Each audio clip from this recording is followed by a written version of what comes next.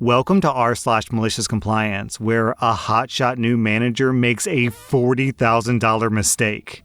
Our next Reddit post is from the Jan. At our company, the workday ends at 4 p.m. I've worked here for 4 years, and ever since my first day, it was normal for people to clock out at 4 p.m. Guys on the production floor usually shut down their machines at 3:30 p.m., clean the station and go to showers and change into normal clothes to be ready to clock out at 4. Recently, we got a new factory manager from headquarters. Man, how he flipped out when he found out that people stopped working 30 minutes early to clean their station and change clothes. He called a big meeting and told us middle management guys to tell people that 4 p.m. is not the time to leave, but the time to stop working. He was thinking that he was being smart, but he overlooked the rule that employees clock out only when they leave the building. This was a company rule that we had for safety reasons. Basically, that means that the only unpaid thing at our work is smoking, because smoking is only allowed outside of the compound. So, for the past 3 weeks, people were turning off their machines at 4 p.m. and then taking their sweet time to clean the workplace and hit the showers, usually making 40 to 60 minutes of overtime per day. Today, the new manager found out that over 100 people will have 20 hours of overtime each, and he has to dish out nearly $40,000 extra on salaries. Meanwhile, there isn't enough production work to cover those costs because all the machine cleaning and showering was done past regular clocks and can't be counted towards production. The new hotshot from headquarters is now running around the compound trying to figure out how to justify why suddenly, under his command, the company needs an extra 2,000 man-hours when for the past 10 years it never did. Man, I feel like 50% of all malicious compliance stories start out with, "So, we got a new boss recently." Our next Reddit post is from Lintesta. In 2019, I moved from an apartment complex in Celebration, Florida to a condo. As usual, when you move out of an apartment, you get a final bill, which includes your last month's prorated rent, deduction for damages, security deposit refunds, and the like. We paid it. The next month, I get a call from my wife who says that we've got a follow-up bill in the mail from the apartment management company for 2 cents. She and I are both in tech, so we laughed that this company's IT department didn't catch the edge case of spending 50 cents in postage to collect 2 cents in revenue, but it happens. My wife prints out a copy of the bill. I grab 2 cents from the change jar. The apartment complex is on the daily drive, so I swing by the office. I walk in and tell the manager that I want to pay my last bill. I say, "It's 2 cents, here's the bill, and I have the 2 cents if you want it." The manager says, "We don't take cash." Nothing else.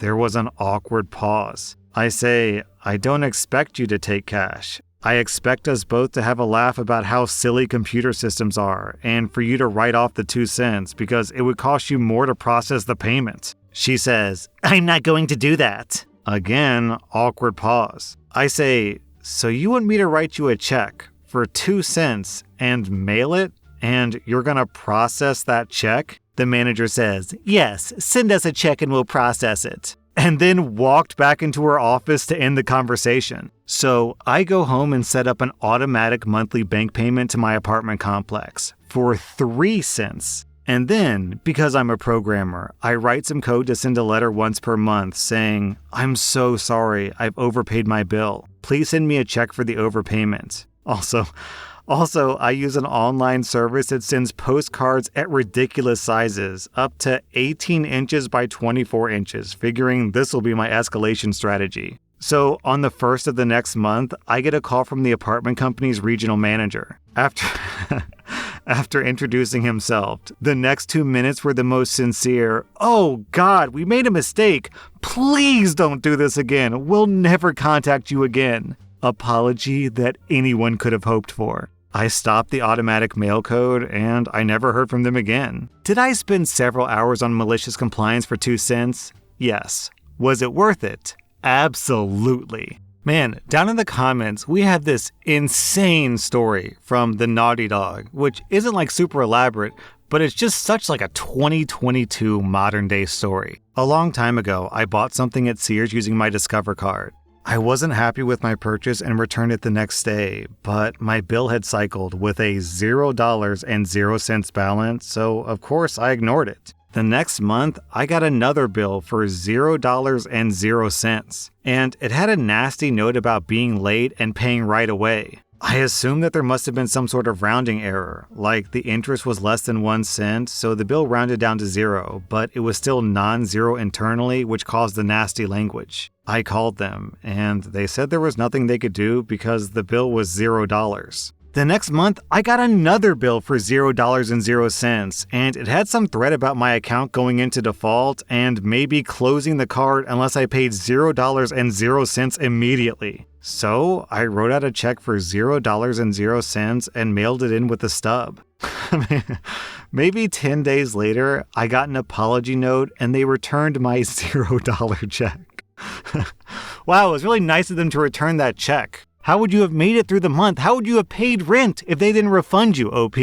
Our next Reddit post is from Kajit Kennedy. I first started working at the age of 17 as a housekeeper cleaning condos in downtown Toronto. It wasn't a bad gig. The building was under construction, so there was quite a bit of dust. But other than that, it was fairly easy work, and at the time, I was getting above minimum wage. I was the only cleaner in the building, but I was good friends with the security guards and I would hang out with them on most of my breaks. They were all smokers, and I noticed they would take small breaks, so if I happened to be near them when they were taking a smoke break, I would hang out with them. My boss was a sweet guy, but he did casually mention that smoke breaks are for smokers only, and I couldn't just hang out with them. On my next break, I sat down with the security guards, and they joked that I should just have a cigarette in my hand but not actually smoke it. That's when I decided to be a little creative with my malicious compliance. The next day, I came into work with a small pack of sparklers. I kept them in my pocket, and when I saw the security guards taking a smoke break, I went out with them, pulled out a sparkler, lit it up, and just kinda stood there with them as the sparkler went off. We all had a good chuckle about it. The boss saw me and came outside, probably to talk to me about not taking a smoke break if I wasn't a smoker, but he saw the sparkler in my hand.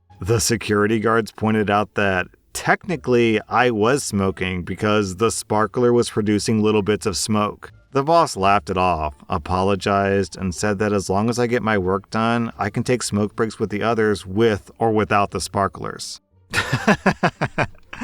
This top comment from Additional Theory. I always thought that if smokers get a 15-minute smoke break, then the rest of us should get a 15-minute break to cry in our cars. Our next Reddit post is from Canadian Cosmic Entity. So, I live in a pretty small city by American standards in Canada of about 250,000 people. People joke that it's a giant small town, and it's hard to go somewhere without knowing someone who either knows you or has heard of you. I run a small contracting business that maintains properties for seniors. Think grass mowing, tree trimming, etc. In the winter, there isn't a lot going on, so I lay off the summer crew and usually bounce around to different companies to help them with their snow removal. Over the weekend, I was called by the biggest company in my city to help with hauling snow to the city snow dump, which was a job with lots of hours involved. I had never worked with their crew before, but I quickly got along with everyone except for the company grump, which was expected. Of course, the company grump is the one working on this weekend loading trucks. After the first location, he gave me some cash to get us coffee. I meet him at the next location and hand him his drink.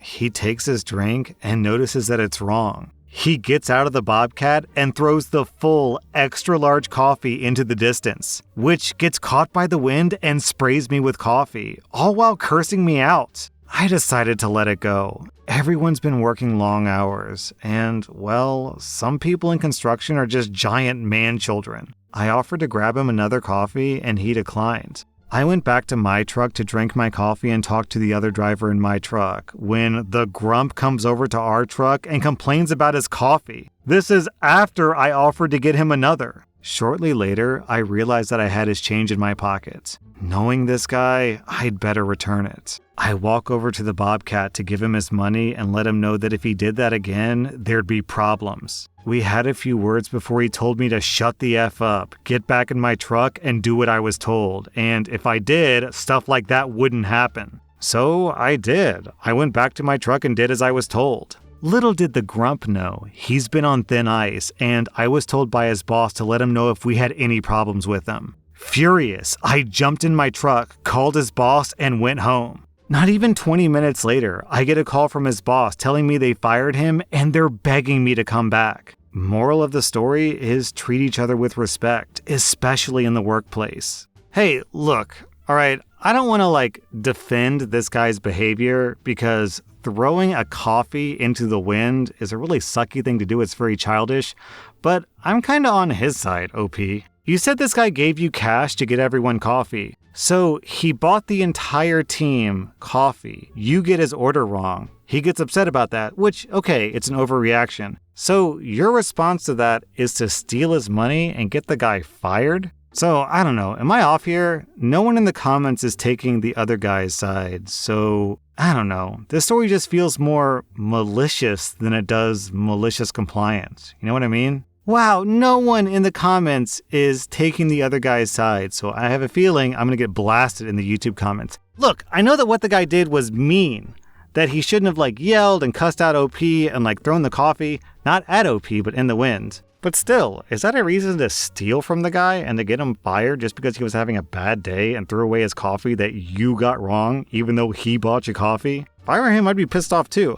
I wouldn't be pissed off enough to throw my coffee into the wind because I have more self-control than this guy. But still, I'd be irked about that, man. I found one comment. Babel says someone can't even get a simple coffee order correct, and it has 3 downvotes. Babels, I'm with you.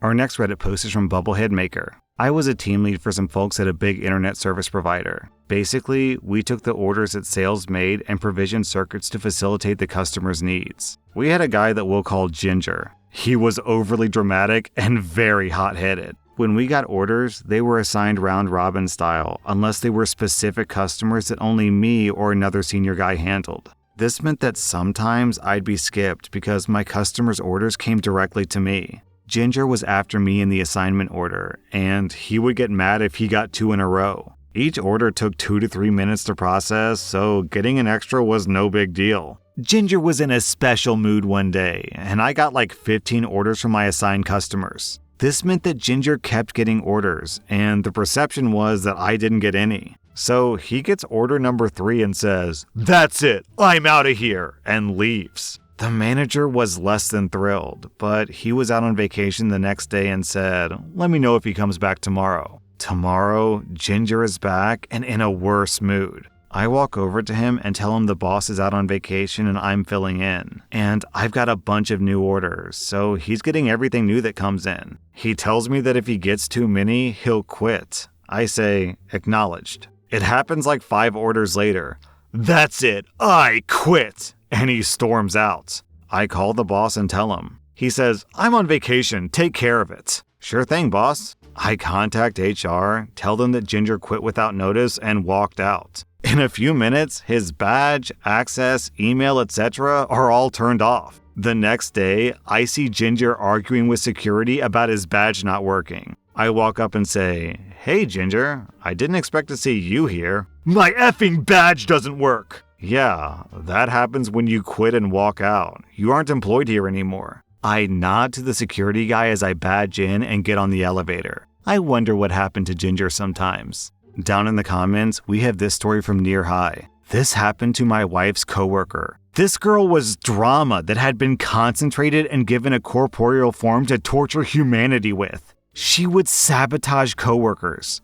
She would answer the phone using my wife's name and then act rude to the customer in an attempt to get my wife fired. My wife caught her and went to management, who basically admitted that this girl had made a sexual harassment claim against someone in management. So, unless this girl was caught doing something wrong on 3 cameras and with a live studio audience, she was untouchable. One day, she comes up to a manager on duty and makes some obtuse demand. He declines and she says, "Fine, I quit," thinking it was a threat. 2 other workers heard it, and this manager just had to look at them, and they nodded that yes, they'll back him up. The manager took this girl's resignation in that second. She tried to backpedal, but 2 other people said they heard it too, that she quit. HR immediately filled out termination paperwork. They wanted this trouble gone.